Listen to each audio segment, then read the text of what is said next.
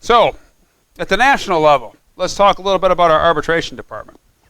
So our arbitration department handles anywhere between 250 and 300 cases a year. Sometimes it's a little more, sometimes it's a little less.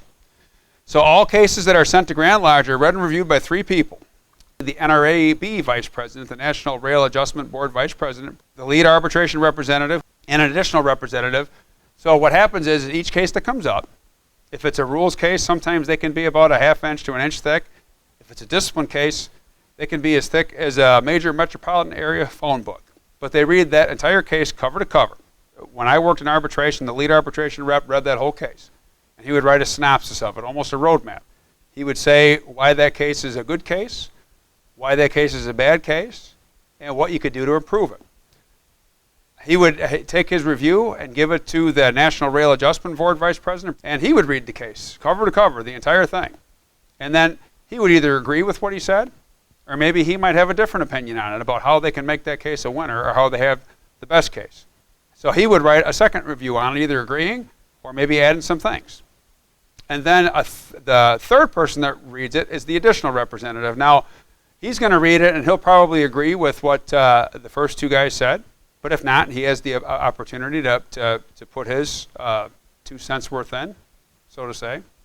But then he's also checking that for all the statutory requirements, making sure all the dates are met, making sure that all the paperwork that needs to be in there is in there so that that case is proper to go before the National Rail Adjustment Board. Okay. So, and if those guys don't agree, or if if we say we want to send a case back because we don't think it has any merit, but the general chairman wants to keep it, we have a process that's done through our Constitution. And it's reviewed by a committee of 2 vice presidents and then the effective general chairman. And they get together and they talk about that case. And the purpose of it is that if we decide to take the case, we want to make sure that we've got every argument possible covered, which is why we have that case.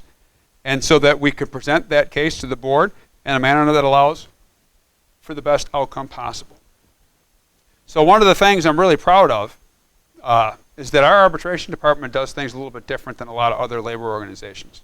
So each claim that's progressed is written by and presented to an arbitrator by individuals who have worked at Sigma in the field. And this is really important. So let's just say, for an example, it's a case where a guy is terminated because he left a jumper on at a crossing, okay? And say they had an activation failure, which anybody that's a signal maintainer knows that that's your worst nightmare from happening. We've all been there. We've all freaked out thinking that we did something wrong and the gates didn't go down. Well, pretty cut and dry case for the railroad. We've got a policy that says that if you put that jumper on the crossing and you fail to take it off, then you're guilty. And that's the case that they'll usually present. But where our benefit is that when we go to argue that case, we get to tell the rest of the story. We get to explain to an arbitrator that it's not as cut and dry as you think that it is.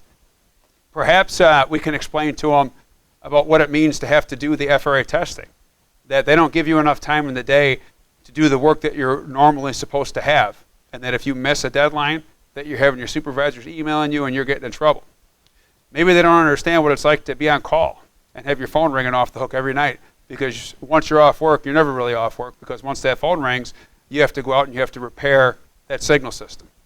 And maybe they don't understand what it's like that you have the pressure of not being able to get your job done because they don't afford you enough time, and then you're out at all hours of the evening, and then they call you and they say that, hey, you need to go over to a road crossing because the track department's out there doing work, and the gates are going down.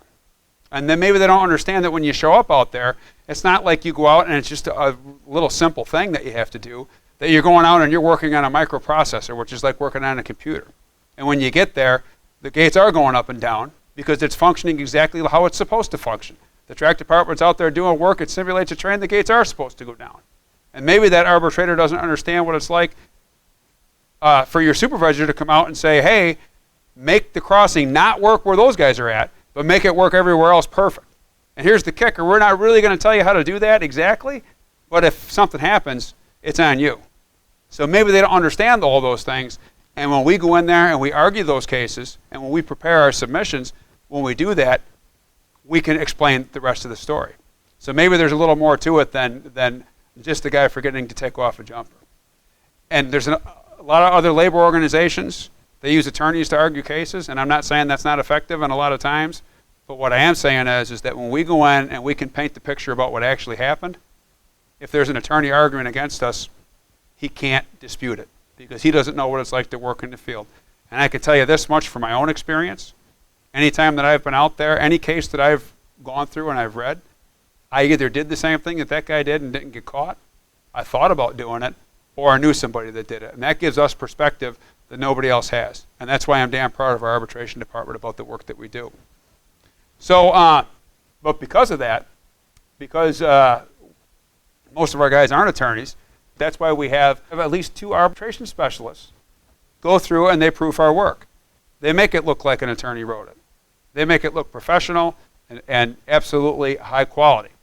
And not just proofing it, they also serve a second purpose. And that purpose is that our arbitration specialists didn't work on the railroad, okay, and neither did the arbitrators. So when we write our case, there's 2 things going on. The first thing is that they're proofing it and they're making it look high quality and professional. The second thing is that if they don't understand what we're writing, then neither will the arbitrator, and they come back and they tell us that, hey, I don't understand how this works. So at that point in time, we'll rewrite it to make sure that they understand it. That makes sure that the arbitrator understands it, and that is what gives us our best shot at winning cases.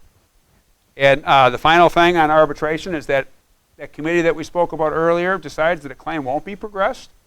We don't just tell the person, too bad, we're not doing anything for you. We send them a letter. We usually cite board awards saying that why we can't take this case, why we want to take this case, but we can't take it because if we lose, it could do harm to your agreement and it could live on.